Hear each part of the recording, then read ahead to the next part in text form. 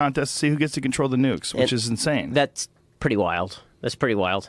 I think that, this is, we all think in cinematic terms now, and, Hollywood is run by the dopiest jackasses. Like, I grew up with all these people. Right. These are not people who you want controlling the narrative. And then we're like, you know what? If Tom Hanks would only run. What makes you think Tom Hanks would be a good president? Like, did you look at Trump and you went, God, he's doing such a brilliant job. What we really need now is the guy from Castaway. What we need is an actor again. We did well with Reagan. We need another actor. We did great with Schwarzenegger as the governor.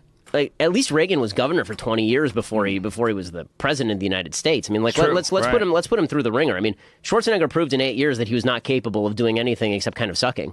Well, you ever heard him talk about it? The way, from his perspective, he's like, you don't really understand how much red tape and bullshit you have to go through.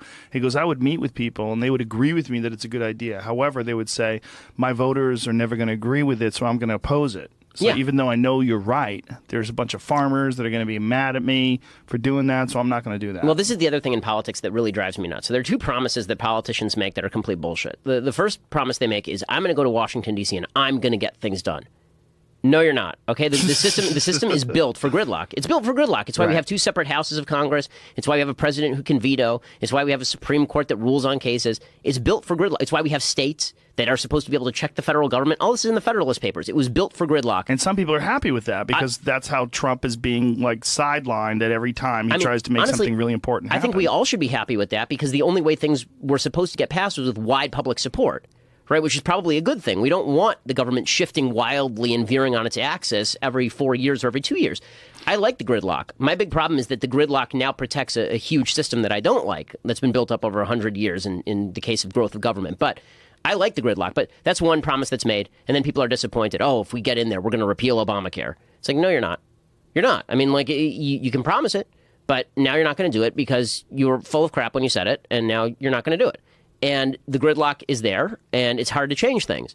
It takes a tremendous effort of will and electoral power to actually change things in a big way. So this idea, we'll elect Trump, and Trump would say, it's all going to be so easy. It's like, no, it's not. It wasn't easy for Obama. Obama passed Obamacare, and that was it for his presidency. He didn't do anything for the next 6 years.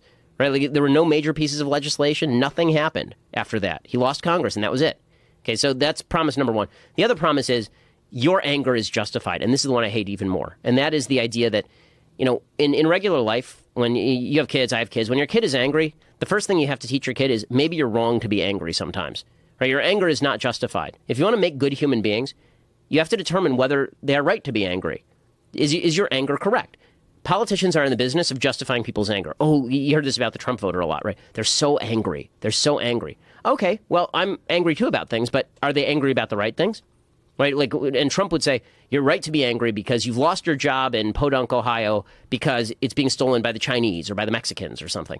And it's like, well, is that factually true, or are you just pandering to the anger? And on the left, you hear people say this to black folks in the inner city. It's the system that's keeping you down. It's a racist, white supremacist system that's keeping you down.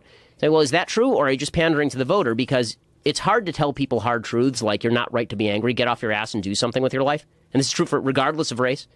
Go out there. No one cares enough to stop you in your life. Your life is your own.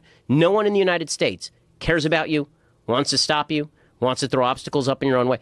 I'm not sure you can win an election on the basis of go live your own life, even though everyone keeps claiming they want to live their own life. I think most people are full of it. I think most people don't want to live their own life. They want a politician to tell them that all of their complaints about life being unfair are justified, and the politician's going to solve all that. We don't want people who stay out of our way. We want people to be mommy. And that's a tempting proposition for politicians. Well, there's certainly a lot of that when you're talking to adults because you're dealing with people that have the momentum of all their failures in their life and all the different things that are not going right.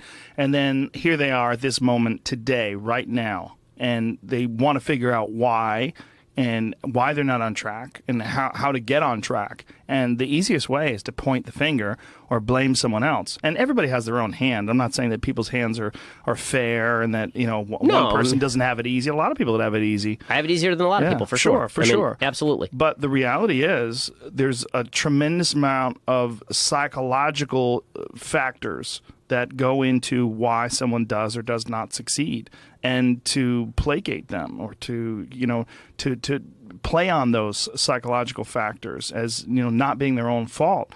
it's very tempting because it works with people. People love to hear that. They love to hear that it's not your fault. Yep, and I think that's what politicians have become in the business of doing, and it's both right and left. It's people saying that it's not your fault because you're being screwed by some foreign country. It's not your fault because the immigrants are doing it to you. Yeah. It's not your fault. Well, maybe some of that's true, but you have to show me why it's true. You have to show me what the actual, like, did you lose your job because of China? Or did you lose your job because you're in an industry that is being crowded out because of technological change and because your union struck and created wages too high to be globally competitive? Like, let's look at the actual logic here as to, and then how can we change it? How can we make it better? How can we, is it something we have to do, or is it a matter of you need to broaden your skill set? Like, you see a lot of people now who are stuck in the mindset of 30 years ago that you're going to work a job and stay there for 20 years and then you're going to leave with a gold watch. And that's not the way the job market works anymore. I mean, if you're entering the job market right now as a college student, you can expect that in the next 10 years you'll probably work 4 jobs. You know, like the turnover is too great, and you have to be constantly increasing your skill set. Also, with every new innovation, there's businesses that branch out and become new, and then there's also businesses that die, and there's no bringing them back. You're not going to bring back the printing press. Exactly. You know, there's a lot of stuff that. But for the guy in the printing press industry, you tell him that. Try to get elected from the printing press guy. Well, I mean, right now they're trying to stop automated cars.